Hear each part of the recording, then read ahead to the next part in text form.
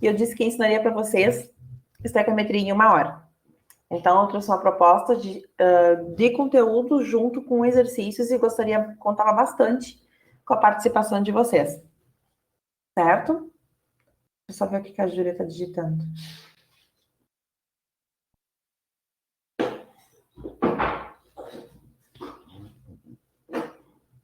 Tá difícil?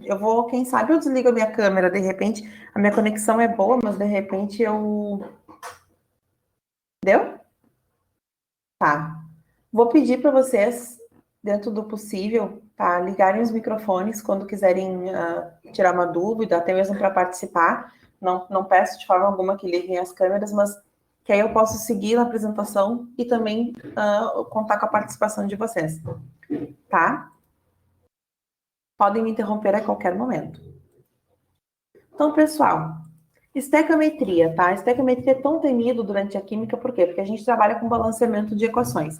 E geralmente, tá, em questões do Enem, por mais que não caia um exercício em específico de estequiometria, muitas vezes nós precisamos olhar se a reação está balanceada. Isso é primordial.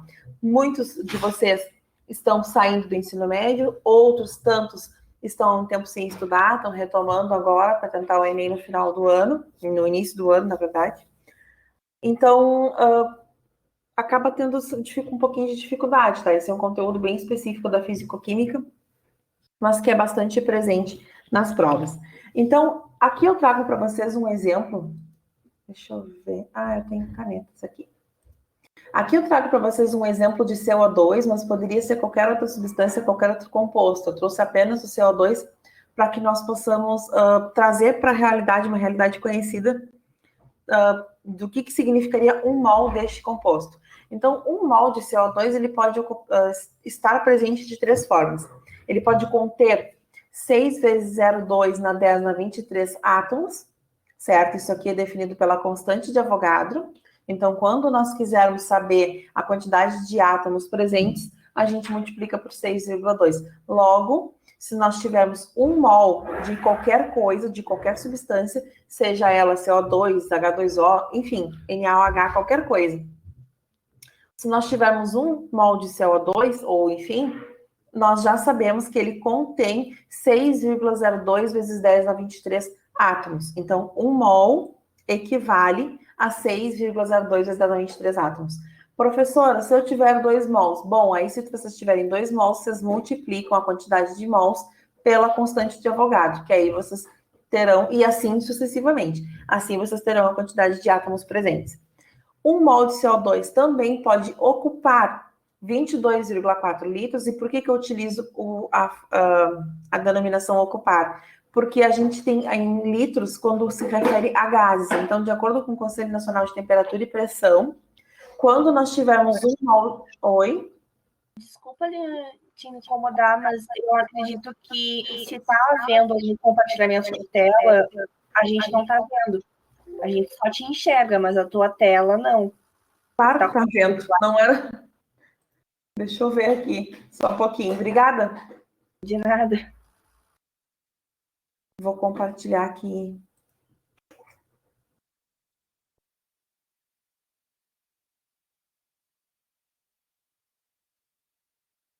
Acho que vai rapidinho.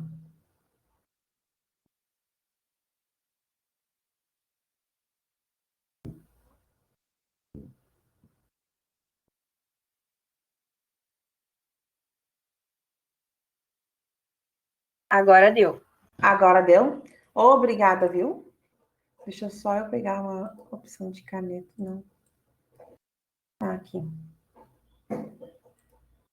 Bom, então, se eu tenho... Agora sim, aqui era mesmo o que eu estava falando, está presente aqui nesse esquema, tá? Se eu tenho 1 mol de CO2 e quando eu me refiro a ocupar, quer dizer que, de acordo com o Conselho Nacional de Temperatura e Pressão, ou seja, para gases, em condições para gases, quando eu tiver 1 mol de CO2, eu terei 22,4 litros, certo? Se eu tiver 2 mols, é 2 vezes 22,4 litros. Por quê? Porque quando nós falamos de gases, certo, a gente ocupa em termos de volume. Então, se eu tiver uma garrafa, um exemplo, se eu tiver uma garrafa térmica e lá dentro eu tenho 1 mol, quer dizer que eu tenho 22,4 litros de gases, qualquer gás, porque CO2 é um gás. Em termos de massa, tá? Quando nós estivermos nos referindo à massa. No caso do CO2, a massa do CO2 é 44. Por quê? Porque o carbono, vocês podem, se tiverem na tabela periódica, é interessante que vocês confiram. O carbono tem massa molar 12 e o oxigênio tem massa molar 16. Como na fórmula aqui eu tenho 2 oxigênios, eu tenho 16 vezes 2. Logo, 16 vezes 2 é 32, 32 mais 12 é 44. Neste caso, do CO2. Então, aqui, 1 mol de CO2, eu tenho massa 44. Se eu tivesse aqui na frente 2 mols de CO2, eu teria 2 vezes 44. E assim sucessivamente. Se fosse H2O, vamos só relembrar para calcular a massa molar. Se eu tivesse H2O, bom, o hidrogênio tem massa molar 1, conforme está previsto na tabela periódica. Tá, mas eu tenho 2 hidrogênios, então é 1 mais 16, porque a massa molar do oxigênio é 16. Logo, a massa molar do H2O é 18, certo? Dicas, tá? Quando a gente vai realizar um balanceamento de uma equação, quando a gente se depara com a estequiometria, aqui vão dicas que vocês que eu indico a seguir para facilitar na elaboração da questão. Então, a primeira é que se a questão não mostrar a reação, muitas vezes vocês vão ter uma reação escrita. No Enem é muito comum questões muito compridas, e eles vão expor toda uma situação, problema para vocês, mas não vão dar a reação por escrito. Eles vão dizer que está presente gás oxigênio no ambiente, juntamente em uma reação na presença de água. Bom, ali eles já estão dizendo para vocês quais são as substâncias participantes dessa reação, mas eles podem falar tudo isso para vocês de forma descrita. Então, a primeira dica é, se a questão não trouxer para vocês abaixo de todo aquele texto a reação química, vocês escrevem a reação, sempre. Por quê? Vamos para a segunda dica. Se a questão não estiver balanceada, vocês vão balancear a reação. Então, na dica número 1, vocês vão escrever a reação tal qual o exercício dá. Se ele disser que A mais B é igual a C, vocês vão escrever isso, certo?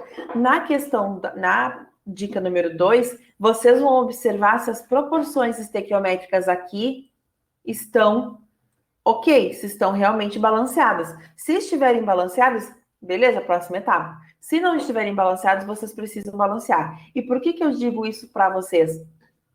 Porque sempre haverá uma resposta que a letra A, ou seja, qualquer letra, vai ser uma resposta onde a equação não está balanceada e uma outra resposta onde a equação está balanceada. Por exemplo, se vocês tivessem visto a reação ali no exercício, tem todo aquele texto e tem a reação, e vocês tivessem olhado diretamente, aplicado a fórmula que o exercício está pedindo, e achassem número 10, um exemplo, tá? E vocês não se atentaram a balancear a reação, certamente vai ter uma resposta número 10. Agora, se vocês olharem para a reação antes de aplicar a fórmula, verem que as proporções de um lado tá 2A, por exemplo, tá? Mais B igual a AB, igual não, perdão. Certo? Se vocês virem isso, por exemplo, significa que não está balanceada. Mas se vocês balancearem deixando A 2B, tá? Se vocês deixarem ela balanceada e a resposta for da 15, também vai ter uma opção que vai dar a resposta 15. Então, sempre vocês têm que botar atenção em balanceamento de equações. Escrever uma reação ou tem reação na questão, segunda etapa, ver se ela está ou não balanceada. Se não estiver, já balanceia. Terceiro, identificar as substâncias presentes. Vocês não são obrigados a saber o nome dos compostos, a nomenclatura correta dos compostos, mas vocês precisam identificar quem são eles. Então, se eu disser para vocês que que a minha reação conta com a presença de gás oxigênio, aí vem escrito de forma textual. Em um ambiente apresentou o gás oxigênio. Na hora da reação, você tem que saber que o gás oxigênio ele é representado dessa forma, O2. Professora, por que eu tenho que saber? Porque a dica número 1 diz, se não montar a reação, devemos escrever a reação. Então, a gente tem que, pelo menos, identificar quais são as substâncias. Identificar as unidades. Por quê? Bom, eu tenho que olhar se eles estão todos em gramas por mol, se eles estão todos em mols por litro, se não estiver, se eu tiver uma questão que eu estou resolvendo um exercício que me apresenta 100 ml, certo? E a minha fórmula da minha concentração, o exercício pediu concentração, e aí a minha fórmula me diz que o meu volume é dado em litros. Antes de eu aplicar este valor aqui na fórmula, eu tenho que passar para litros. Então, como é que eu passo de ml para litros? Bom, vocês dividem por 1000, certo? 5. Dica número 5. Escrever a relação em mols entre as substâncias presentes. O que é escrever a relação em mols? Aqui, novamente, um exemplo de uma reação onde eu tenho 2A mais B formam AB, por exemplo. Isso aqui não está correto, certo? Não está balanceado. Precisa estar balanceado para que ele esteja na proporção igual para os dois lados. Como é que ele ficaria balanceado se eu botasse um 2 aqui, tá? Mas mesmo assim, escrever a relação em mols. Quantos mols eu tenho aqui no A? Eu tenho 2 mols, então a minha reação, e aqui eu tenho 1 mol, porque se eu não tenho nada na frente, é 1. Então a minha relação é 2 para 1. Enquanto eu preciso de 2 moléculas de A, eu formo uma de AB. Então, essa é a minha relação. É sempre interessante que eu escreva ou desta forma, ou que eu puxe uma setinha para cada um e bote 1 aqui embaixo e 2 do outro lado. E, por fim, modificar as unidades desejadas respeitando a relação em mols. Então, eu posso, agora depois eu vou mostrar para vocês, eu posso trabalhar com as minhas unidades desde que eu trabalhe e respeite sempre a relação de mols, porque mols é uma unidade que eu não vou conseguir passar que nem eu passo de ml para litros, de quilos para gramas, e enfim, de miligramas para gramas. Então, mols é uma unidade que eu tenho que sempre mantê-la e respeitá-la. Com base nisso, eu tenho essa palavrinha aqui que nos ajuda a relembrar quais são os primeiros elementos que a gente deve, quais são as primeiras classes que a gente deve observar quando vamos realizar o balanceamento de uma reação. Então, se for possível, eu gostaria que vocês fizessem uso da tabela periódica agora para acompanhar junto comigo. A palavra macho, tá? Eu não encontrei, na verdade, uma outra palavra que me desse tudo que eu preciso para trazer para vocês. Por que é macho? Porque, bom, eu vou realizar, novamente, estequiometria de uma reação. Então, A mais B formam AB. Tá? Então, o que é a primeira coisa que eu vou olhar? Bom, eu tenho essa reação, professora, eu não sei aqui como é que eu posso fazer para balancear ela. Tá? Então, a primeira coisa que eu vou fazer, eu vou olhar os metais presentes na minha equação para ver se eles estão balanceados. Vamos supor que o 2 tem o A novamente tem um 2 na frente e que esse A aqui é um metal, tá? Bom, então a primeira coisa que eu vou fazer é olhar para ele. Muito bem. O A tem 2 mols, certo? No lado dos reagentes. Este aqui é os reagentes, esses aqui são os produtos. No lado dos meus reagentes, eu tenho 2 mols. No lado dos meus produtos, eu não tenho nada. Então, eu preciso balancear os meus metais. Então, como é que eu vou fazer? Se o A tem 2 deste lado, o A tem que ter 2 aqui também. Entre o A e o B, certo?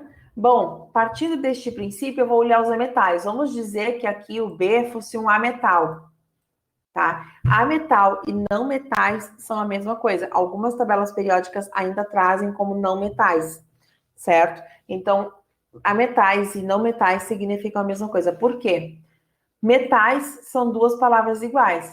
O A na frente de ametais representa negação. Então, tipo, metal, não metal. Vamos ver aqui. O B é um não metal. Então, o meu B, ele tem 1 mol apenas. Vou olhar aqui, B não tem nada, significa que ele tem 1 mol, então. Então, quer dizer que o meu ametal está balanceado também. Essa minha reação não tem carbono, então eu não preciso olhar para isso. Não tem hidrogênio e também não tem oxigênio. Perfeito. A minha estequiometria, meu balanceamento de equações está pronto. Então, sempre se lembrem. Palavrinha macho. Metais, ametais, carbono, hidrogênio e oxigênio. Essa é a ordem que eu devo seguir para balancear as minhas equações quando eu olhar para uma equação pronta e não souber dizer quem que eu devo fazer primeiro. Bom, então vamos na prática, certo? Então aqui o exemplo 1 para vocês, onde o alumínio metálico, apesar de ser bem reativo, ele sofre um processo de passivação e que protege o material contra a corrosão mais profunda. Essa passivação, ela consiste na formação de uma fina camada de óxido de alumínio sobre a superfície do metal, o que impede a ação do oxigênio no interior. A reação de formação do óxido de alumínio, ela pode ser dada por...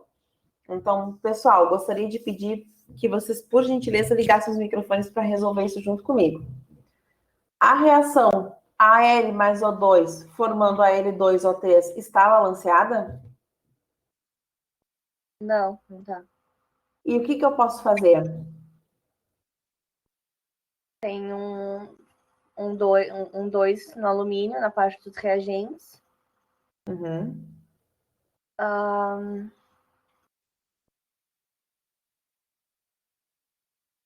O oxigênio, eu não sei como balancear.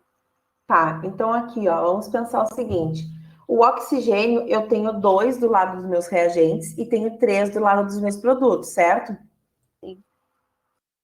Pela regra, eu deveria de seguir os metais primeiro, mas o que nós vamos ver? A gente já viu, certo? A regra diz o quê? Pela regrinha do macho, que a gente primeiro tem que olhar para os metais. Nós olhamos para o metal, porque o alumínio é um metal, e já vimos que essa reação não está balanceada. Porém, eu tenho que balancear, assim como aqui eu balanceio eles de forma individual, aqui eu balanceio o conjunto, o Al2O3. Se eu colocar aqui na frente o 2, por exemplo, o Al2 vai ficar correto. Eu vou ter Al2 de um lado e 2Al do outro. Então, 2 para 2, está correto. Mas o meu oxigênio não vai estar balanceado. Então, o que eu posso fazer?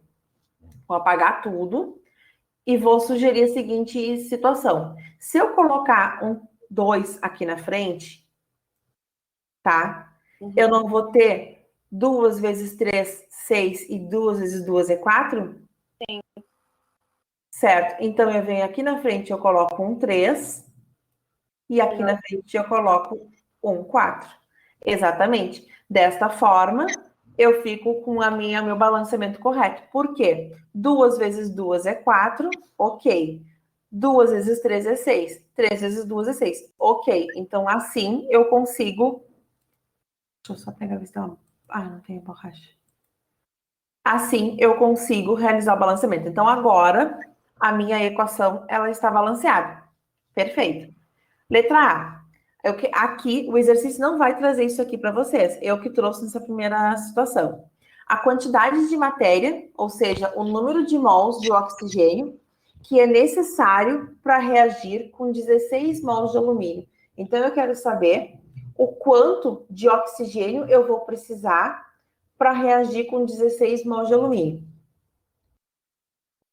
Vocês fazem isso aqui, vai ser uma regrinha de 3. Vocês têm ideia de como é que a gente pode montar?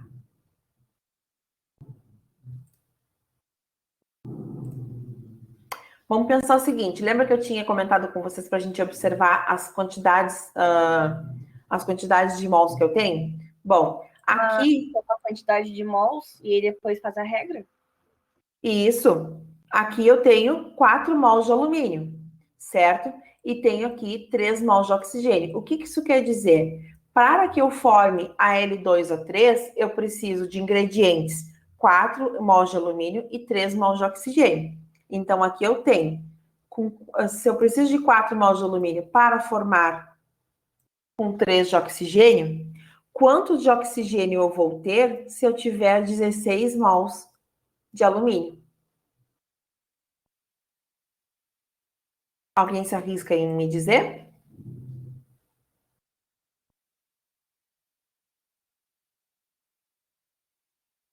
Bom, Só vou mostrar para vocês porque fica gravadinha a resolução. Eu vou ter 16 vezes 3 divididos por 4, então eu vou precisar, deixa eu só botar uma setinha, de 12 mols de O2. Então, quando eu tiver 16 mols de alumínio, eu vou precisar de 12 mols de oxigênio para formar um novo Al2O3, certo? Essa aqui é bem simplesinha. Tudo bem até aqui? Vou entender que sim. Bom, determine a massa do óxido de alumínio, e aí o óxido de alumínio aqui é o meu 2Al2O3.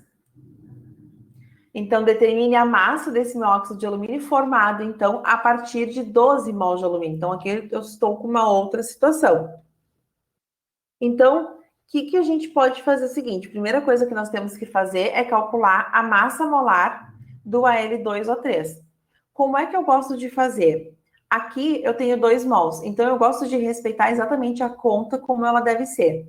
Então, eu vou deixar 2 vezes e vou calcular a massa do Al2O3. Então, o oxigênio é 16 e o meu alumínio agora, se eu não me engano, é 27. Isso, 27. Então, eu vou ter que 27 vezes 2 mais 16 vezes 3 é igual a 102. Ah, professora, por que eu não posso fazer 102 vezes 2 de uma vez? Porque como nós vamos montar uma regra de 3, e nessa regra de 3 a gente sempre equivale uma unidade para um lado e outra para o outro, a fim de descobrir o resultado, se nós deixarmos assim, vai fazer mais sentido na hora de organizar a conta. Depois a gente vai multiplicar mesmo, não está errado o raciocínio de multiplicar direto. Só que assim a gente consegue organizar a regra de 3 melhor.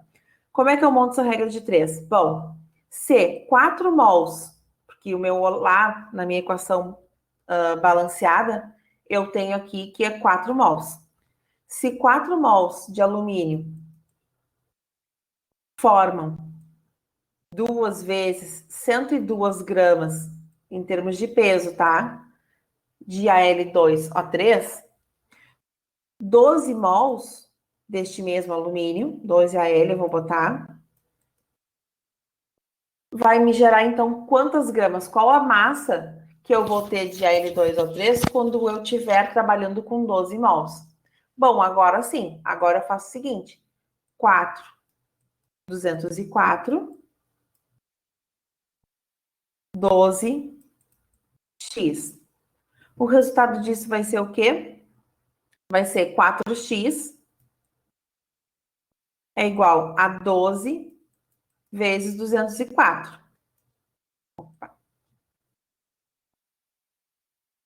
12 vezes 204 divididos por 4, resultado vai ser 612 gramas de Al2O3. Então, vamos interpretar o que significou este resultado aqui. Se com 4 mols de alumínio eu tive uma massa de 204 gramas, quando eu tiver 12 mols de alumínio na reação, eu vou ter uma massa de 612 gramas de Al2O3. Ok, pessoal? Podem falar, não tem problema, podem interagir. Se não entenderam, eu explico de novo. É bem importante isso para o Enem.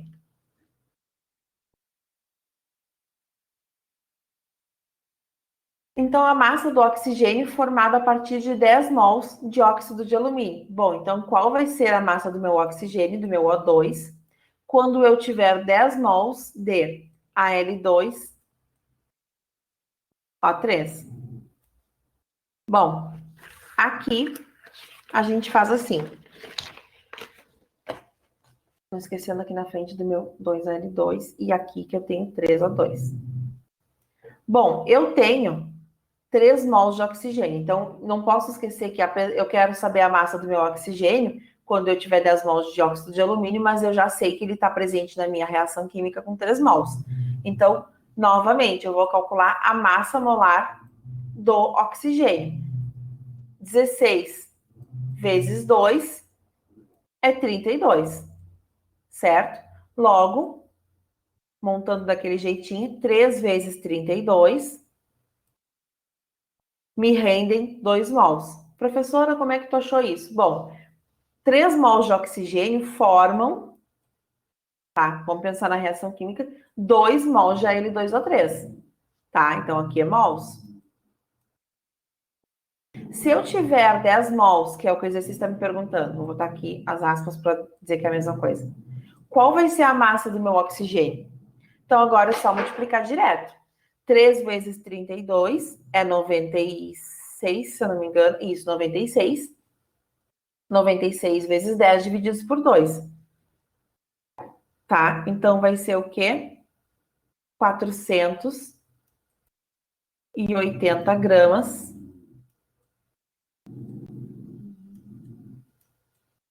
de O2. Então, quando eu tiver 480 gramas de oxigênio, eu vou produzir 10 mols de óxido de alumínio. Se eu tiver 10 mols de óxido de alumínio, eu vou ter uma massa de 480 gramas. Ok? O número de moléculas de Al2O3 formadas a partir de 0,5 mols de alumínio. Então, aqui eu quero saber em termos de moléculas. Tá, aqui é a letra D.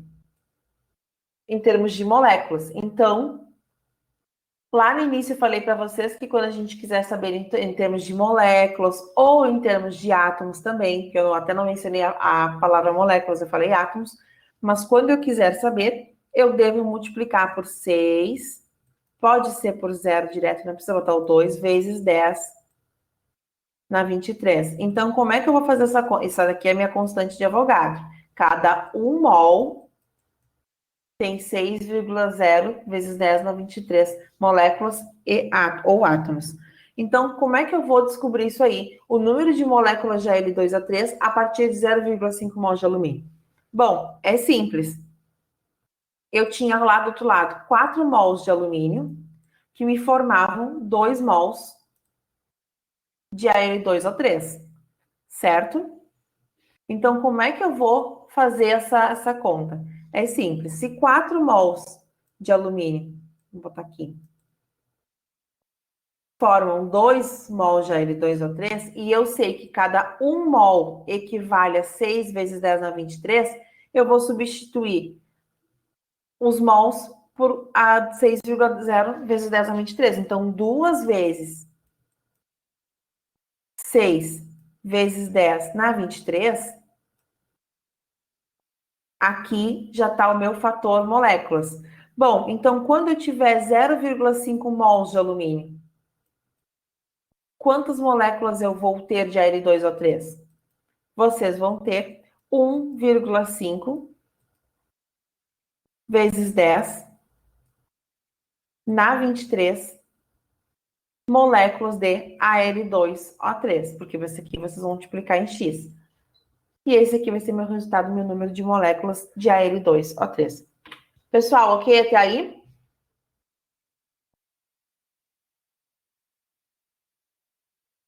Eu acredito que sim, professora. Só tem o pessoal tá um pouco recluso porque eles, as dúvidas estão vindo por chat. Tá, E agora aí, eu diminui aqui, tô lendo agora. Bom, vamos voltar ali para responder vocês. Deixa eu começar aqui. Aparecendo, todos vêm agora, estou vendo. Camila, da onde saiu o 27? Se tu pegares tua tabela periódica, é a massa do... A Bibiana já respondeu. Mas se tu tiveres a tua tabela periódica em mãos, ali vai ter informação de número atômico e ali eu terei a informação de massa de cada elemento químico. Então, 27 é a massa do meu alumínio. O oxigênio tem massa 16. O hidrogênio tem massa 1. E assim sucessivamente. Cada elemento presente na tabela periódica vai haver, sim, Sim, o Enem dá os dados. Que nem ali eu passei para vocês. Mas por que eu não estou dando esses dados?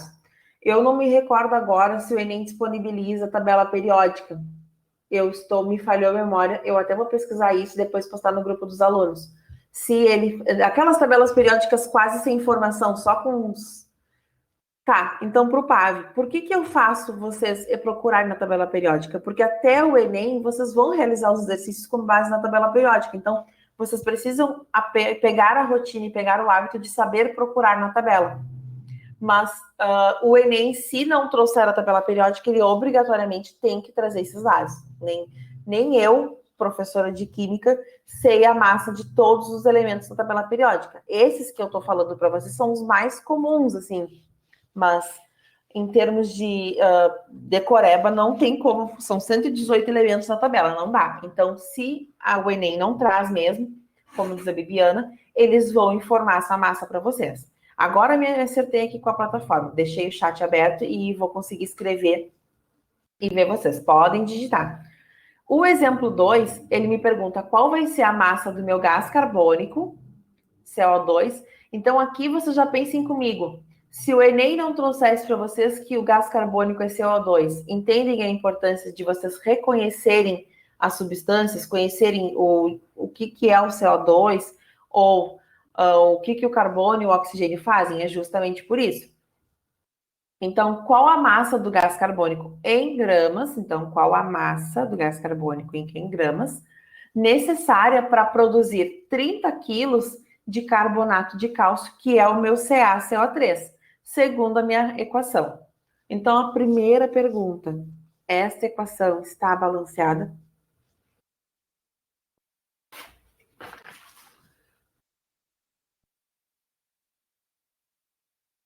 E aí, gente? Vou escrever aqui.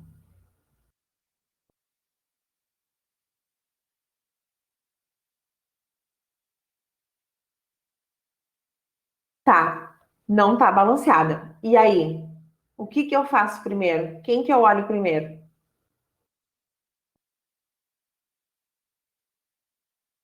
Isso. Quem é o meu metal aqui? Tem o metal presente nessa minha equação?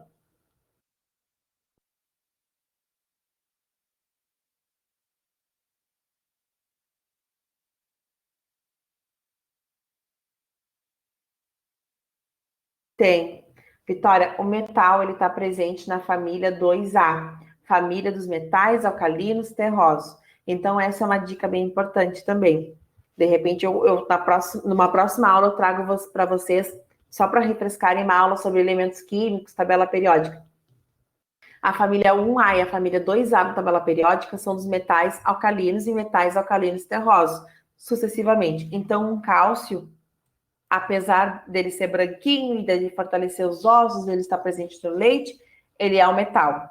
Só que a gente vai olhar para um lado e para o outro. O cálcio aqui, ele tem 1 mol. Desse outro lado, ele tem 1 mol. Então, ele está balanceado. Eu vou só passar um risco em cima para fazer de conta que a gente já fez. Bom, gente, perfeito. Eu vou... Isso, perfeito. Muito obrigada, Bibiana. Qual é o próximo elemento que eu tenho que olhar aqui na minha equação?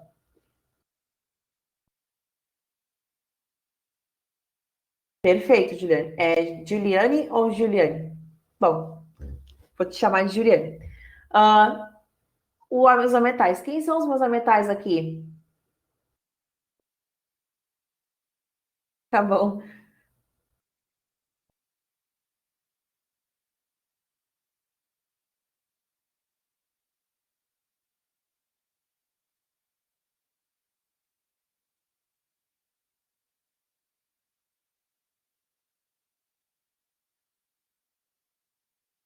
Ótimo, perfeito, gente.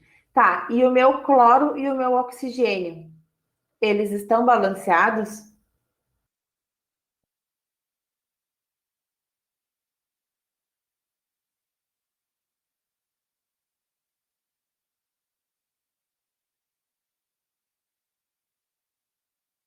Certo, Juliane. O que eu posso fazer?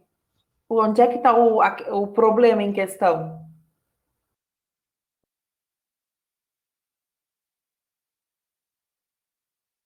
Isso, cloro não. E o que que eu posso fazer? Qual a sugestão de vocês?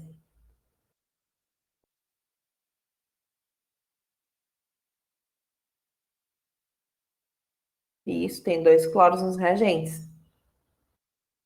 Tá, vou colocar. Isso, tá, coloquei. Agora eu tenho 2 HCl. Tá, e aí, seguindo a regra do macho, bom, eu já fiz os metais, já fiz os metais, quem é o próximo? Os carbonos, né? O carbono tá balanceado?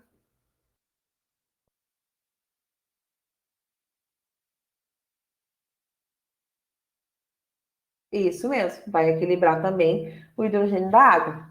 O meu carbono está balanceado, então carbono ok, carbono ok. E a minha quantidade de oxigênios aqui, eu tenho 3. E nos meus reagentes eu também tenho 3 ou não? Também, porque aqui não tem nada, então é 1. Então 2 mais 1 é 3. Então, eu só vou apagar tudo e colocar bonitinho na frente. Esse aqui é o balanceamento da minha equação, certo? Então, que coisa vocês estão me pedindo? A massa do gás carbônico, então a massa do CO2, eu vou botar um ponto de interrogação em gramas, necessária para produzir 30 quilos de carbonato de cálcio. Então, o que que eu olhando na equação eu tenho? Que eu precisei de um cloreto de cálcio, um gás carbônico e uma molécula de água para produzir uma molécula de gás carbônico, certo? De carbonato de cálcio, perdão, e duas de HCl. Tá, então como é que eu vou montar essa minha regra de 3? Primeiro, como eu quero saber como é que vai ser, qual é a massa molar dos meus carbonatos de cálcio, tem que calcular quanto pesa cada elemento. Por que que eu vou calcular quanto pesa cada elemento? Porque eu vou ver o quanto de massa tem o CO2 e o quanto de massa tem o CaCO3, para ver o quanto eles vão produzir com 30 quilos. Qual é a massa do CaCO3 e a massa do CO2? Se vocês não têm tabela periódica, eu vou informar aqui para vocês. Eu vou colocar só do CO2 e do CaCO3. O carbono é 12, o oxigênio é 16. O que mais vocês precisam? E o Ca, deixa eu ver, é 40. Então, respeitando as quantidades, eu quero que vocês me digam qual é a massa do carbonato de cálcio e do gás carbônico. Isso, 40, 12, 16 e 35, exatamente. Só que eu não preciso envolver o HCl aqui, porque eu estou trabalhando com gás carbônico e carbonato de cálcio. Está correto os seus dados. Mas então, calculem para mim qual é a massa do CO2 e qual é a massa do CaCO3, a massa da molécula.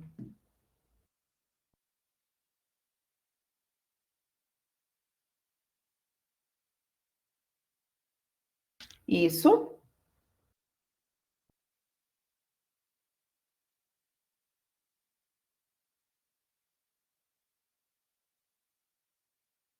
isso.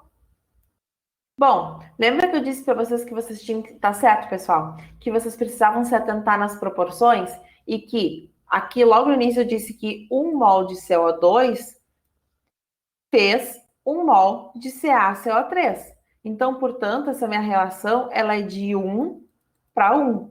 1 fez 1, certo? Então, o que, que eu quero dizer com isso? Que 44 gramas de CO2 produziu 100 gramas de CaCO3, certo? Se eu tiver 30 quilos de CaCO3, quantos gramas eu vou produzir de gás carbônico? Lembrando que eu passo de 30 quilos para gramas. 30 quilos para gramas, eu vou multiplicar por 1.000. Então, eu vou ter o quê? Eu vou ter 30.000 quilos, 30.000 gramas. Então, aqui,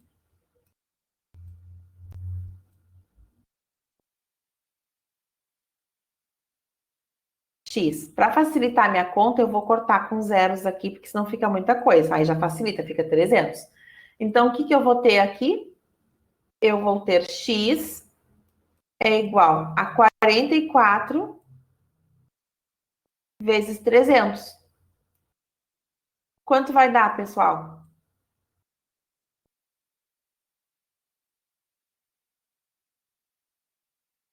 13.200, exatamente. 13.200 gramas. Então, só para fazer uma leitura dos resultados com vocês, o que eu quero dizer? Que com 44 gramas de CO2, eu fiz 100 gramas de CaCO3. Se eu tiver 30 quilos ou 30 mil gramas de CaCO3, quantos de CO2 eu vou precisar? Tá, é o caminho inverso. Bom, se eu tiver 30 quilos ou 30 mil gramas de CaCO3, eu vou precisar de ingrediente 13.200 quilos, ou de reagentes 13.200 gramas, perdão, 13.200 gramas, certo? Então, a minha proporção vai ser essa. Com 44 gramas de CO2, eu faço 100 gramas de CaCO3. Com 13.200 gramas de CO2, eu faço 30 mil gramas de CaCO3. Ou 13,2 quilos, se vocês quiserem deixar o resultado mais bonitinho. Não estaria errado. Não estaria errado. Pode acontecer na prova dela te trazer 13,2 quilos ou 13.200 gramas.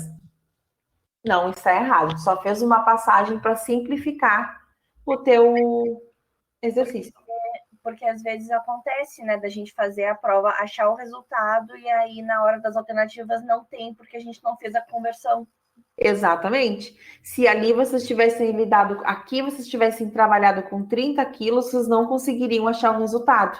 Então é preferível vocês fazerem como a Bibiana disse, passem para 30 mil gramas, façam a conta, achem o resultado em gramas, e aí se vocês olharem que nas opções não tem 13.200, vocês passem para quilos, que aí provavelmente vai haver a resposta em quilos, porque ela fica mais bonitinha assim também.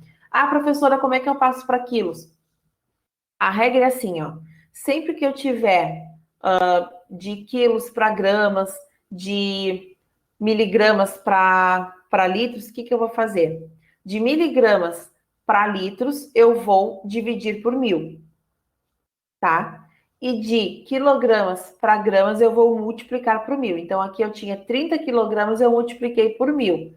Aqui eu tinha 13.200 gramas, eu dividi por 1.000, ó. 1, 2, 3. 1.000 tem 3 casas, a vírgula fica entre 13 e o 2. 13,2 quilos.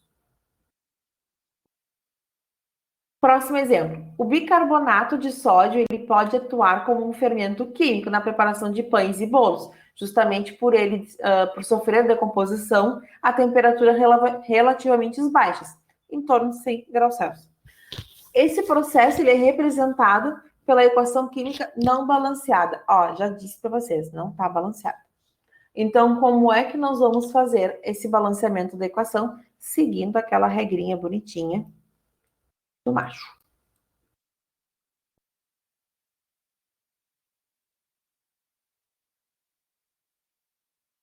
Eu sou o lápis de vocês. Podem ir escrevendo que eu vou colocando.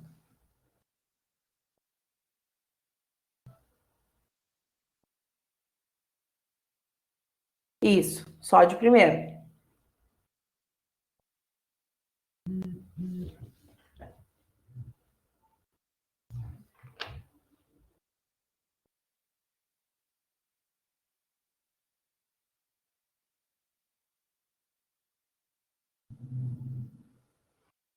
Dois nos reagentes, tu quer que eu coloque o 2 aqui na frente? Perfeito.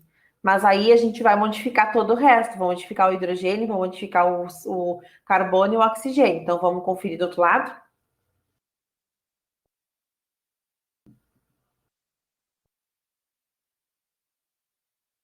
Bom, vamos ver o seguinte. Eu vou ter 2 mols de sódio. Então, 2 aqui, 2 aqui. Matei. Tá? Aí, quais são os próximos? Ah, os meus ametais. Então, vamos olhar os meus oxigênios. Tá, aqui eu tenho 2 vezes 3 é 6. Aqui eu tenho 3, mais 2 eu tenho 5, mais 1 eu tenho 6. Então, aqui também tá ok. Tá, agora a gente vai olhar para o carbono. Aqui eu vou ficar com 2 carbonos, ó. Desse lado aqui eu tenho um aqui e outro aqui. Matei os meus carbonos também. Os meus oxigênios também. Hidrogênios. Aqui eu vou ficar com 2 hidrogênios. E aqui também. Então, totalmente balanceado, somente colocando 2 na frente. Deu certo, vice só. Agora eu vou colocar o 2 aqui na frente, só para deixar bonitinho. Qual a massa do carbonato de sódio produzido ao final desse processo? Então, como é que eu vou fazer essa minha conta? Aqui, pessoal, eu não coloquei uma informação no exercício, eu me esqueci, mas eu vou escrever aqui em cima. Eu quero saber o seguinte: uma padaria, ela consumiu 4,2 quilos deste fermento, tá? Então, uma padaria, ela consumiu 4,2 quilos deste fermento, do NaHCO3, certo? Do NH, isso, do NaHCO3. Então, qual vai ser a massa do Na? Deixa eu anotar aqui. HCO3. Isso que faltou no meu exercício. Ele consumiu. Qual é a dica que eu dou para vocês? Quando o exercício disser assim para vocês, foram consumidos 4,2 quilos de NaHCO3, vocês sabem que aqui são os meus reagentes e que aqui são os meus produtos. Isso aqui é igual, isso mesmo, perfeito. Isso é igual a uma receita de bolo. Ah, como assim? Tu consome farinha, tu consome leite, tu consome ovos, tu consome fermento e consome chocolate para fazer um bolo de chocolate. Para quê? Para ter um produto final, um bolo de chocolate. Então, se eu disse para vocês que eu consumi NaHCO3, quer dizer que isso aqui refere-se aos meus reagentes. Então, eu quero saber qual vai ser a massa desse aqui, em gramas, tendo consumido 4,2 quilos deste aqui. Tá? Então, como é que eu vou fazer essa minha conta? Eu tenho essa proporção que é 2 NaHCO3 para, vou botar um tracinho aqui, 1 mol de Na2CO3. Então, o que isso significa? Fazendo uma leitura do problema, eu preciso de 2 mols de bicarbonato de sódio para produzir 1 mol de carbonato de sódio, tá bom? Mas então, em termos de massas, eu preciso fazer a massa desse aqui, a massa molar, e deste aqui. A Bibiana já colocou no chat o valor de cada elemento, então me deem os totais, por favor. Respeitando a quantidade de mols. Então, aqui vai ser 2 vezes o valor da massa.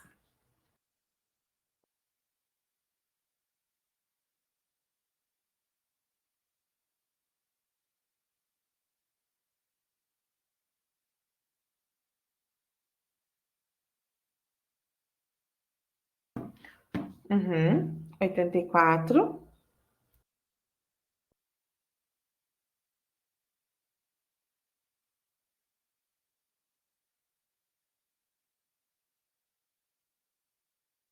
Não.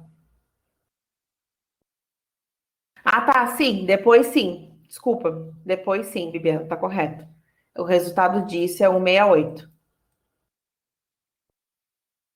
Tá correto. Ah, eu achei que estava dando essa daqui. E qual é a massa do Na2CO3?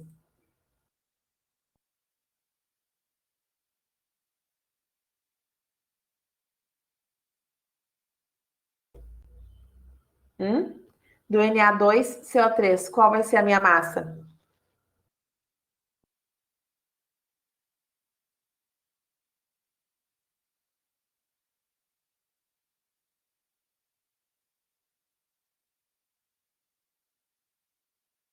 Isso aí, 106. Então, o que esse exercício está me dizendo? Que eu gastei 168 gramas de bicarbonato de sódio para fazer 106 gramas de carbonato de sódio. Agora eu quero saber quanto carbonato de sódio eu vou ter se eu tiver 4.200 gramas, porque 4,2 quilos é 4.200 gramas, de Na2CO3. Quanto eu vou ter?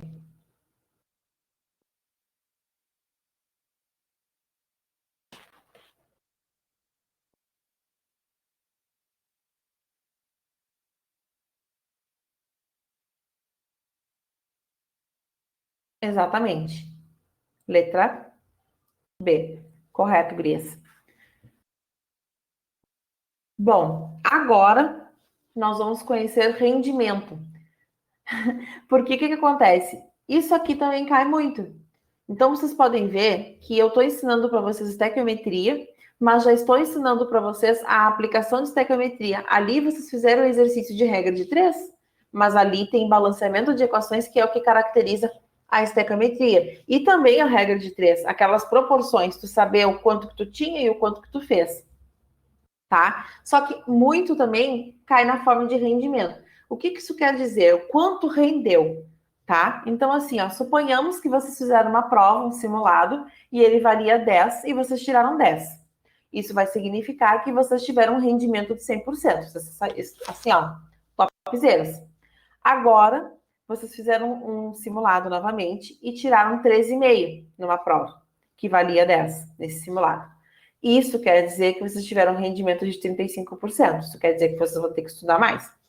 Na prática, de forma prática, na realização do laboratório, na vida real, na raiz, não é na Nutella, tá? As reações, elas não ocorrem com rendimento de 100%.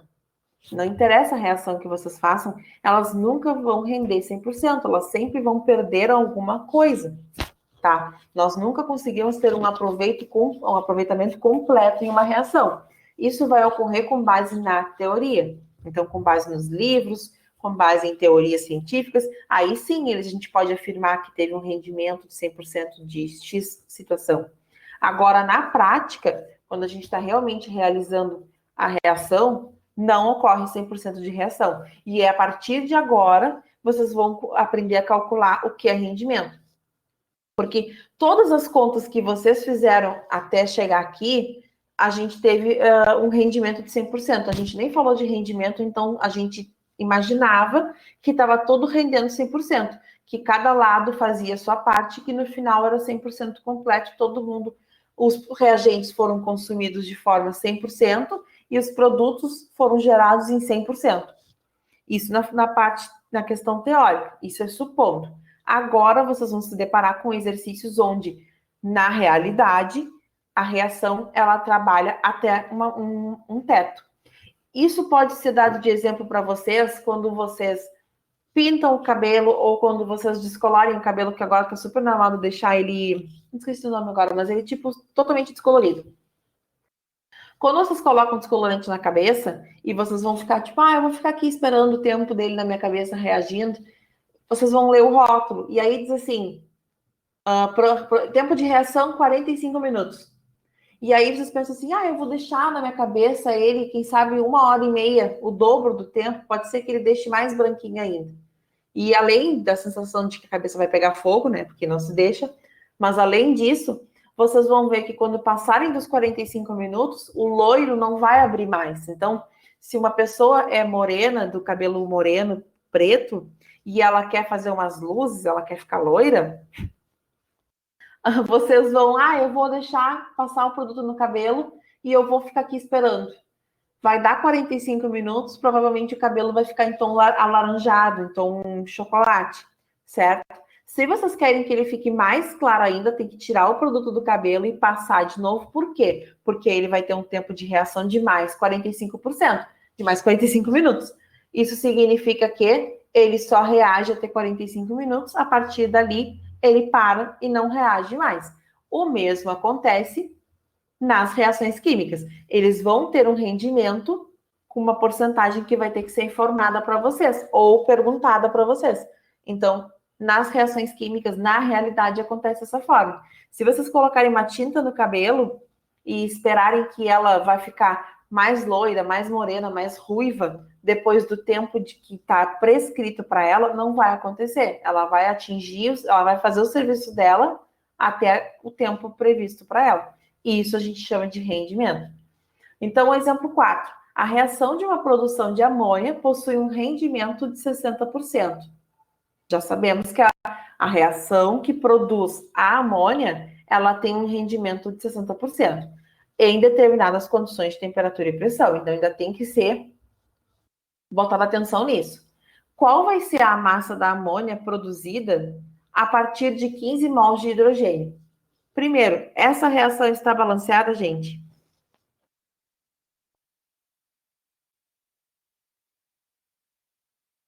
Ó, muito bem, está balanceado. A Camila está digitando há algum tempo. Tá me dando um nervoso porque a mensagem não chega. Bom, tá balanceado. O que eles querem saber? Eu quero saber qual vai ser a minha amônia. A amônia é NH3, tá? A partir de 15 mols de hidrogênio. Sabendo que 3 mols de gás de hidrogênio fazem 2 mols de NH3. Então, como é que eu vou montar essa equação? Qual é a minha massa molecular do NH3, gente?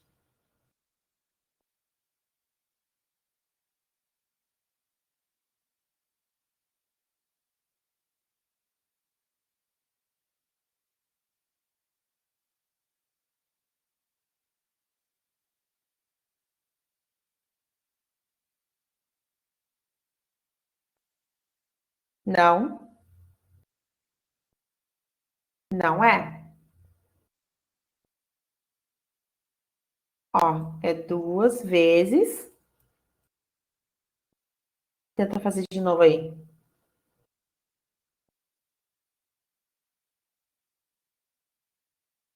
Isso, 2 vezes. Não, Juliane, é 17. Por quê? Cada NH3, esqueçam o 2, só olhem para o NH3. O nitrogênio tem massa 14. O hidrogênio tem massa 1, só que eu tenho 3 hidrogênios, então é 1 mais 1 e mais 1. Então, uma molécula de NH3 tem massa molecular 17. 17 mais 17 é 34. Ou então 17 vezes 2 é igual a 34. Tudo bem. Então, se 3 mols, então vamos fazer aqui, se 3 mols de hidrogênio fazem 34 gramas de NH3, quando eu tiver 15 mols de hidrogênio, quantos gramas de NH3 eu vou ter?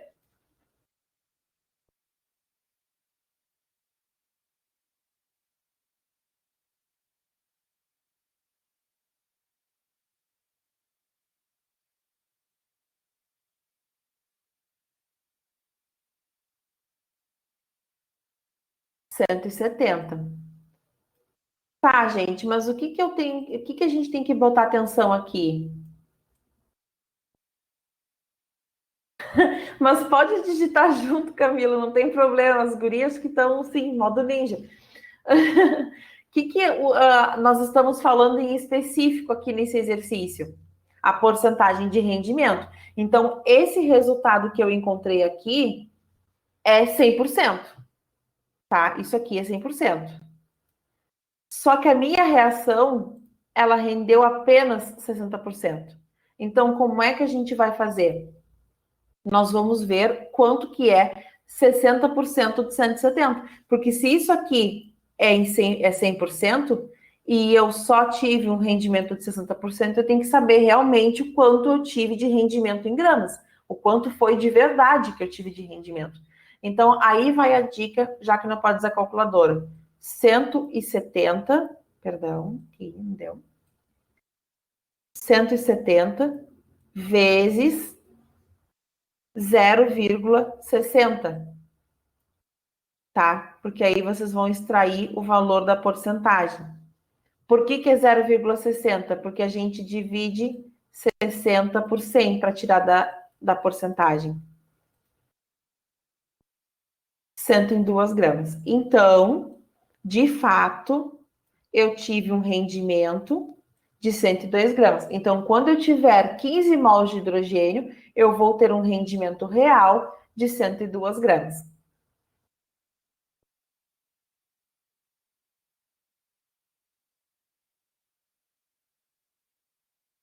Ai, mentira que tu gosta de química, Bibiana. Ai, que bom, que coisa bem boa. Ai, tu vai tentar química? Na verdade, assim, prof, eu faço engenharia de petróleo na UFPEL e eu já fiz química no IFSUL. E eu descobri que a área de petróleo que eu quero precisa da engenharia química também. Então, eu estou fazendo duas engenharias ao mesmo tempo, para me formar junto. Deus te ajude, minha filha. É complicado.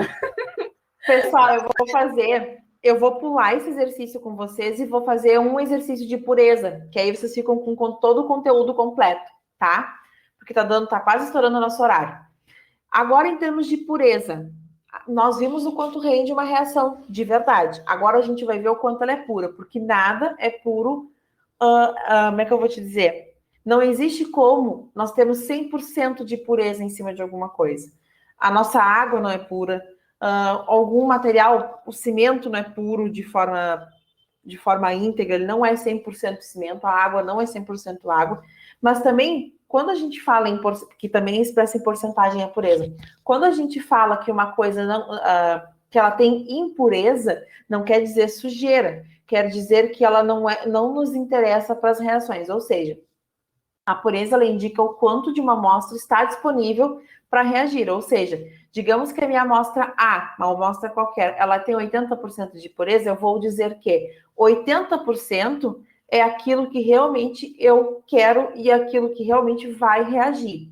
Os outros 20% não são coisas, não são sujeiras, são apenas coisas que não vão servir para a minha reação química e que não tem nenhuma capacidade de reação, ou seja, é dispensável.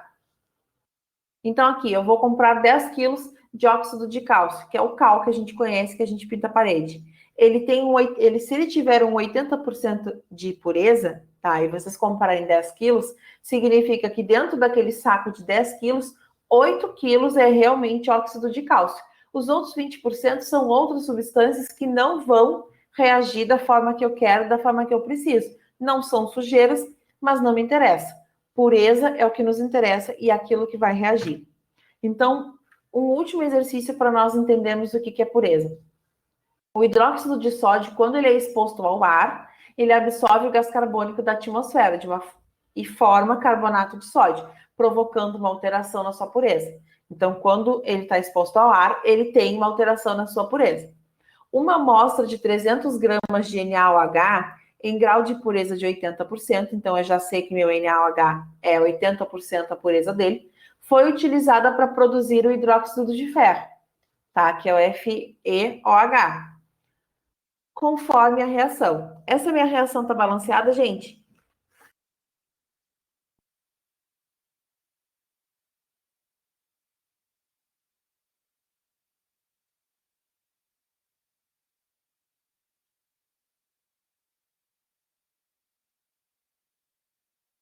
Opa, não vi. Tá, então beleza.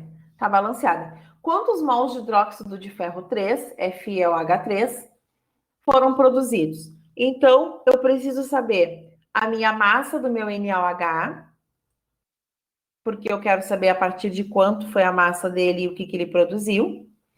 E eu preciso saber também a minha massa do NaOH primeiro. Qual é a minha massa do NaOH?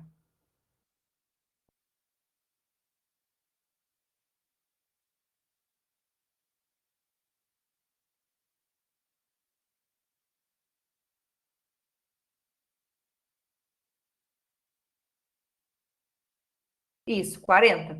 Então, atenção, porque eu tenho 3 mols, então é 3 vezes 40, que vai ser 120, tá, gente? 120. Então, 3 vezes 40 produzem 1 mol. Então, 120 gramas de NaOH produzem 1 mol de FeOH3. Mas aqui eu disse que eu tenho uma amostra de 300 gramas. 300 gramas com uma pureza de 80%. Então, se eu tenho 80% de pureza e eu peguei uma porção de 300 gramas, quanto de fato é o que eu vou utilizar de NaOH? Então, eu tenho que fazer 300 vezes 0,8, perdão. Qual vai ser 240? Então, eu quero saber que 240, pessoal, foi o que realmente, tá? Desses 300 gramas, foi o que realmente eu peguei de NaOH. Eu peguei uma porção, pesei na balança 300 gramas, sim, mas dentro daqueles 300 gramas, 240 era NaOH. As outras 60 gramas eram outras substâncias que não vão me interessar. Então, com 120 gramas, eu faço 1 mol de F2, FeOH3. Quantos mols eu vou fazer desse hidróxido de ferro com 240 gramas? 2 mols de hidróxido de ferro 3. Certo? Então, deixa só eu... não, parei. Eita.